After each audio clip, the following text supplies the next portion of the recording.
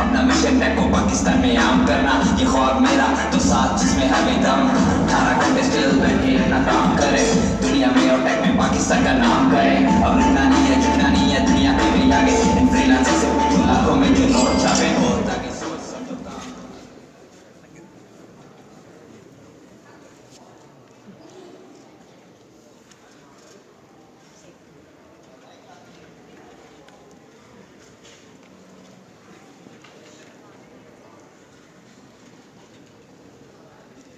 अस्सलाम वालेकुम। बहुत लो आवाज आ रही है। अस्सलाम वालेकुम। आप लोगों में से कितने ऐसे लोग हैं जो ऑलरेडी फ्रीलांसर्स हैं या कोई बिजनेस कर रहे हैं? ठीक है। और कितने लोग ऐसे हैं जो एजेंसी बनाना चाहते हैं? और कितने ऐसे हैं जो ऑलरेडी एजेंसी जिनकी ऑलरेडी है? ओके। तो कितने लोग ऐसे हैं जो एजेंसी इसलिए बनाना चाहते हैं कि आप लोग जॉब से तंग आ चुके हैं या बॉस की डांट से या मैनेजर्स की डांट से तंग आ चुके हैं? अच्छा। और कितने लोग ऐसे हैं जो सोचते हैं कि जॉब अच्छी है या बिजनेस है, क्या करना चाहिए और कंफ्यूज है?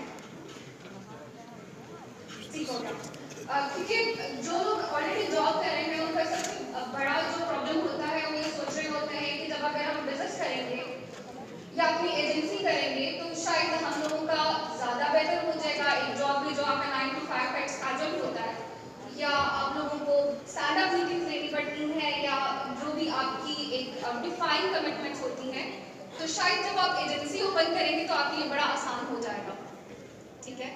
तो एक चीज़ मैं आपको बता दूं कि जब भी आपने एजेंसी स्टार्ट करनी है तो सबसे पहले आपने सोचना है कि आप ये काम क्यों करना चाह रहे हो, आपकी गोल्स क्या हैं।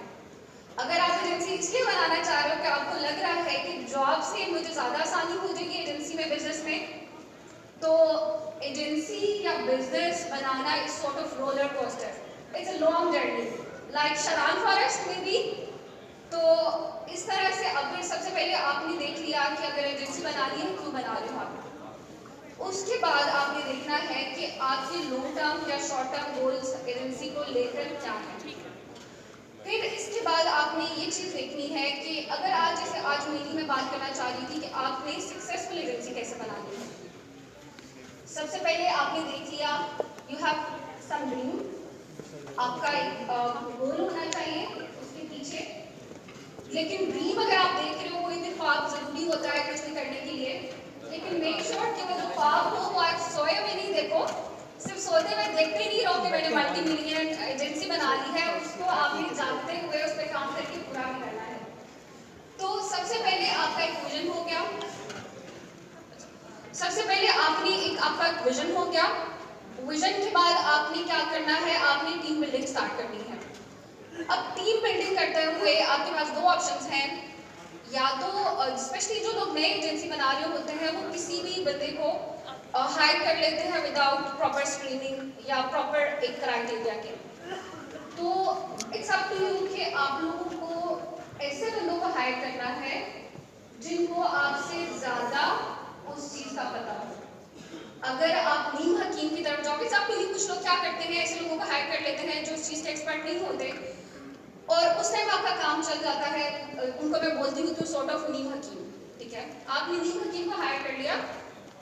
जब आपकी कंपनी अभी स्टार्टिंग फेजेस पे है, मे बी आपका काम चल जाएगा, लेकिन जैसे जैसे आप ग्रो करोगे तो आपके चैलेंजेस ज़्यादा होने स्टार्ट हो जाएंगे, क्योंकि तब आपको स्पेशलाइज्ड लोग चाहिए होंगे। तो अगर आप ये काम जो आपने 4 साल 5 साल के बाद करना है और दोबारा से रीडिफाइन करनी है अपनी टीम, तो why not you need to invest your time when you are initially hiring, look for the best। ठीक है, आपने अपनी टीम बिल्ड कर ली। टीम बिल्ड करते हुए आपने एक चीज़ ज़रूर देखनी है कि आपकी अकाउंटेबिलिटी और टीम का ऑडिट होना बहुत ज़रूरी है। अगर आपका टीम मेंबर काम नहीं कर रहा, उसको बिठा लें, उसको चाय पिला दें, बेशक चाय का कप खाली ही हो, बट स्टिल मेक श्योर कि आप उनके साथ बात करके उनके साथ आपके KPIs, आपके OKRs क्लियर होना बहुत ज़रूरी है। टीम बिल्डिंग आपकी हो गई, प्रोजेक्ट साइड पे हम आ जाते हैं, क्लाइंट साइड पे आ जाते हैं आपकी स्ट्रैटेजीज पे। जब आप स्टार्टिंग में कंपनी स्टार्ट कर रहे हो तो बहुत ज़रूरी है, अगर आपने सक्सेसफुल होना है, you need to give your more than 200%। Agencies चलती हैं कहीं ना कहीं जब तक वो विजन आपके हार्ट के साथ, आपकी वैल्यूज़ के साथ अलाइन ना हो। जो लोग सोच रहे होते हैं ना 7-8 आवर्स की हम लोग जॉब कर रहे हैं तो ये बड़ी हेक्टिक हो गई है, तो भाई जब आप एजेंसी या कंपनी रन करते हो तो आपको 24 आवर्स भी शुरू में आपके लिए कम हो जाते हैं। आपको क्लाइंट किसी भी टाइम मैसेज कर रहा है, आपको रिस्पॉन्सिव रहना है, आपकी कंपटीशन की ज़्यादा है तो आपने उनमें कोशिश करनी है कि you need to be up to the mark. तो ज़रूरी है कि आप लोग क्लाइंट्स को अपना 200% दो। आपकी अवेलेबिलिटी, आपकी टाइमिंग्स, आपको आउट ऑफ द वे जाना पड़ता है। अगर आप सोचते हो कि अगर आप कोई एजेंसी ऐसे बिल्ड कर सकते हो कि सब चीज़ आपकी मर्जी से चल रही हैं, कोई मुश्किल भी नहीं है, तो एक्चुअली प्रैक्टिकल ग्राउंड्स ऐसे नहीं हैं। प्रैक्टिकली आपको शुरू में बहुत ज़्यादा एक्स्ट्रा एफर्ट्स करनी पड़ती हैं जब तक आपकी एजेंसी कुछ टाइम के बाद सस्टेन नहीं कर जाती। ये हमने बात की कि आपने किस तरह से टीम बिल्डिंग करनी है, किस तरह से आप लोगों ने मेन अपनी कोर वैल्यूज क्या रखनी है। अच्छा, सेकेंडली अब हम बात करते हैं कि एक एजेंसी की मेन आपने फोकस एरिया क्या रखना है। या तो you are going to sell everything, you know, अगर आप लोगों को जो भी सर्विसेज आ रही है with in one dimension. Let's suppose अगर हम बात करते हैं मैनेज सर्विसेज की, साइबर सिक्योरिटी की, तो अगर हम बात करते हैं कि मैनेज सर्विस में हम कहते हैं कि हम टीयर 2 भी दे दें, हम लोग आईटी सपोर्ट भी दे दें, हम टेक सपोर्ट भी दे दें, हम कहते हैं हम साइबर सिक्योरिटी में हम लोग जो है पेन टेस्टिंग भी कर लें, हम PCI कंप्लायंस भी कर लें, हम सॉफ्ट भी कर लें, या हम हर चीज़ ही कर लें। This is not practical solution in beginning. Starting में अपनी स्पेशलाइज्ड एक नीच या एक सर्विस पे फोकस करो। जब आपको लगे कि ठीक है आपका नाम इस पर बन गया है, फिर आप साथ साथ अपनी टीम को एक्सटेंड करते जाते हो। लेकिन अगर आप स्टार्टिंग में ही हर सर्विसेज दे रहे हो, स्पेशली मैंने देखा है डिजिटल मार्केटिंग में अक्सर लोग जो है ना सारे काम ही कर रहे होते हैं, ठीक है, और फिर क्या होता है कि बाज़ दफ़ा वो उसमें स्पेशलाइज नहीं होते, या फिर अगर आपका पोर्टफोलियो कोई देख रहा है तो उसको समझ ही नहीं आ रही होती कि आप एक्चुअली एक्सपर्ट किस चीज़ के हो, ठीक है। Let me give you example कि हम लोग एक सर्विस पिछले दिनों दे रहे थे PCI DSS, ठीक है। तो उसमें क्या था कि हमारे मार्केट में एक ही वो चीज़ हम कर रहे हैं, तो अब किसी को अगर स्पेशलाइज एक्सपर्ट चाहिए तो वो आपको ही रीच करेंगे कि ठीक है उन्हें पता है कि इनकी एक्सपर्टीज है। रादर देन जैसे डिजिटल मार्केटिंग में लोग करते हैं, SEO भी कर रहे हैं, ग्राफिक भी कर रहे होते हैं, लोगो भी बनाने लग जाते हैं, ठीक है, ब्रांडिंग भी कर रहे होते हैं, सारे काम ही कर रहे होते हैं। तो आप, इट्स अप टू यू कि आप लोग लॉन्ग टर्म में आपकी फ्यूचरिस्टिक अप्रोच क्या है, शॉर्ट टर्म गोल्स क्या है, आपके लॉन्ग टर्म गोल क्या है।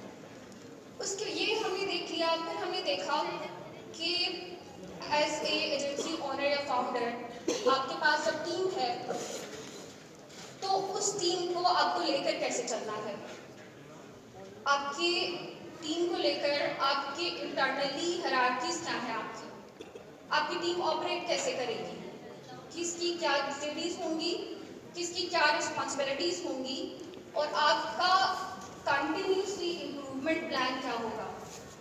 क्योंकि अभी जैसे चीज़ें चल रही हैं मार्केट में, अगर आप लोग टाइम टू टाइम लर्न नहीं कर रहे हो, अपनी सर्विसेज को एनहांस नहीं कर रहे हो, तो कुछ टाइम के बाद आप लोग स्ट्रगल करते हैं। अगर आप इमर्जिंग टेक की तरफ नहीं जा रहे हो, आप लोग ट्रेंड्स नहीं देख रहे हो इंटरनेशनली क्या ट्रेंड्स चल रहे हैं, तो कुछ टाइम के बाद अगर आप लोगों ने ये काम नहीं किया तो आप लोग कोलैप्स करेंगे। तो साथ साथ जरूरी है कि एक CEO की, एक फाउंडर की या एजेंसी ओनर की बहुत स्ट्रॉन्ग फ्यूचरिस्टिक अप्रोच होनी चाहिए कि आपकी एजेंसी नेक्स्ट आने वाले चैलेंजेस को कैसे देखेगी। Let me give you one example कि इमर्जिंग टेक जैसे जैसे आ रही है, इसमें अगर हम AI की बात करते हैं, हम डेटा साइंस की बात करते हैं, हम साइबर सिक्योरिटी की बात करते हैं और डेटा साइंस की बात करते हैं, और एक जगह हम उनका कंपैरिजन करते हैं ऐसी सर्विसेज के साथ जो थोड़े टाइम के बाद रेप्लिकेट मॉडल है, तो why not we give a try to emerging tech. हमारा टाइमली इन इंडस्ट्रीज की तरफ, इन सर्विसेज की तरफ आना बहुत ज़रूरी है अगर हम फ्यूचरिस्टिक अप्रोच रखना चाहते हैं। अदर देन दैट, अगर जो लोग बहुत बेसिक सर्विसेज देते हैं एजेंसीज में, या ऐसी सर्विसेज देते हैं जो इजीली रेप्लिकेट हो जाएंगी, या मार्केट में कंपटीशन है और आप इमर्जिंग की तरफ नहीं जा रहे हो, तो कुछ टाइम के बाद ये आप लोगों के लिए प्रॉब्लम होगा बड़ा। तो टाइमली फ्यूचरिस्टिक अप्रोच रखना एजेंसी मॉडल में बहुत ज़्यादा ज़रूरी है। अच्छा, इसके बाद आ जाते हैं हम लोग, आपने साथ साथ देख लिया कि कैसे चलना है, आपने फ्यूचरिस्टिक अपनी अप्रोच कैसे रखनी है, चैलेंजेस आपने कैसे हैंडल करने हैं। एक और एजेंसी चलाना ऐसा है कि जैसे आप एक रोलर कोस्टर में बैठे हो। हर थोड़े टाइम के बाद आपको अपनी स्ट्रैटेजीज, अपने मिशन, आपके जो गोल्स हैं, उनको साथ साथ रीडिफाइन करना होता है। और अगर आप ये सोच रहे हो कि आप थोड़े टाइम में बहुत ज़्यादा पैसा बनाने लग जाओगे क्योंकि आपने एजेंसी बनानी है, तो मैं आपको एक शेयर करूँ एक बात कि स्टार्टिंग में साल 2-3 साल अगर आप बात करते हो, तो क्योंकि आप लोग में से कुछ लोग फ्रीलांसर्स हैं और मुझे बहुत से लोग रीच करते हैं और ये बात पूछते हैं कि हम लोग फ्रीलांसिंग करें या हम लोग एजेंसी बनाएं। तो जो लोग तो इजी मनी के चक्कर में है ना, या जो लोग चाहते हैं कि भाई ठीक है हमारे पास पैसे आए हैं और ये हमारे ही रहें, तो उनके लिए एजेंसी मॉडल शुरू में मुश्किल होगा, फिर आप लोग फ्रीलांसर ही रहें। लेकिन if you are ready to have challenges, अगर आप में इतना स्टेमिना है कि आप ऑपरेटिंग कॉस्ट और आप लॉन्ग टर्म के लिए एक एक्सपेंस बियर करना चाहते हो स्टार्टिंग में, और ऑफ कोर्स फिर आपका रेशियो जो आपका प्रॉफिट मार्जिन होता है स्टार्टिंग में एजेंसी जब आप बिल्ड करते हो, वो थोड़ा सा एज कम्पेयर टू एक इंडिविजुअल बंदे के डिफरेंट होता है। तो अगर you don't want to be in hot waters, अगर आप लोग घबरा जाते हो, पैनिक जल्दी कर जाते हो, तो आपके लिए एजेंसी को रिटेन करना थोड़ा it's not best fit for you. तो मुझे लगता है कि पहले ज़रूरी है कि आप लोग के लिए आपका एक विजन जो होता है वो बहुत क्लियर होना चाहिए। आर यू रेडी और नॉट? तो आप में से कितने लोग हैं who are ready to have agency? ठीक है। अच्छा, मुझे कोई आप लोगों में से बताएगा कि क्या वजह है कि आप लोग ट्रांजिट करना चाहते हो एजेंसी पे?